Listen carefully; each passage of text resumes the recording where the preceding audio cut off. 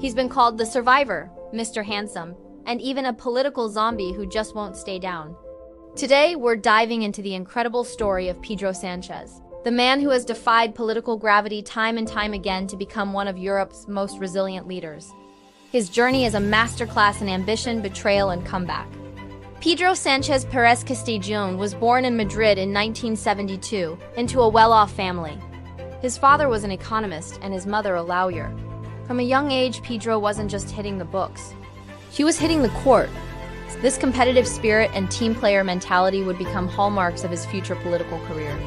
His political journey began with the Socialist Workers' Party, or PSOE. After earning his degree in economics and business, he worked in various roles, including as an advisor in the European Parliament and even as a chief of staff for the UN High Representative in Bosnia during the Kosovo War. These experiences gave him a broad international perspective. He first entered the Spanish Congress of Deputies in 2009, but his early years were relatively low profile. He was a loyal party member, but not yet a star. That all changed in 2014. The PSOE was in crisis, reeling from electoral defeats.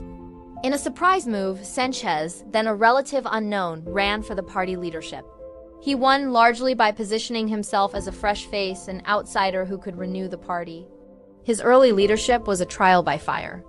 Spain was grappling with the aftermath of the economic crisis, the rise of new political parties like Podemos and Ciudadanos, and the escalating independence movement in Catalonia.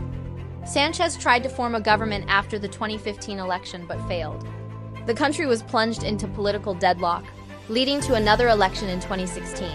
The results for PSOE were even worse. This is where the first major drama unfolds. The established powers within his own party, the so-called barons, saw him as a liability.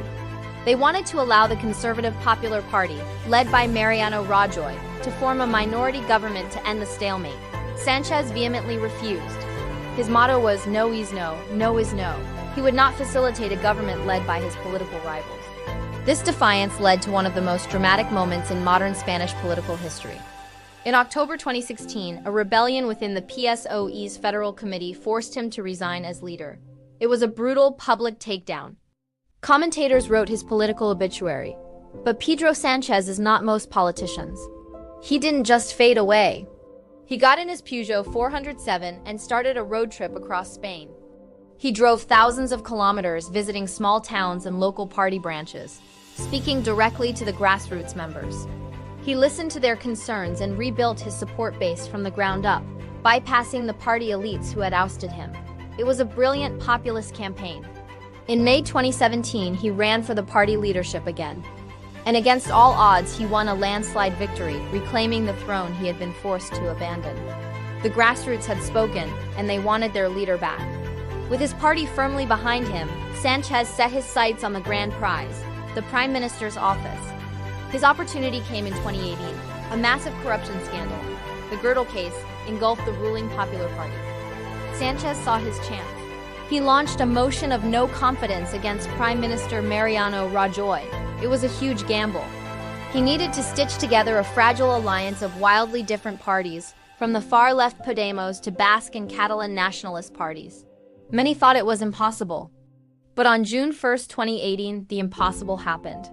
The motion passed. Pedro Sánchez became Prime Minister of Spain without winning a general election. He walked into the Moncloa Palace, the very man his own party had tried to destroy just 2 years earlier. It was the ultimate comeback story. His first term was short and turbulent. He led a minority government, constantly struggling to pass legislation. He called a snap election in April 2019, which he won, but without a majority. He failed to form a government, leading to yet another election in November 2019.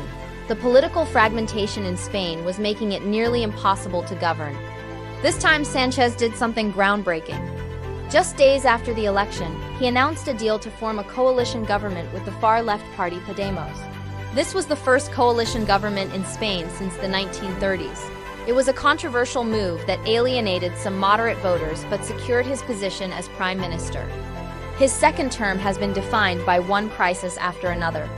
First, the COVID-19 pandemic hit Spain with brutal force, forcing one of the strictest lockdowns in the world.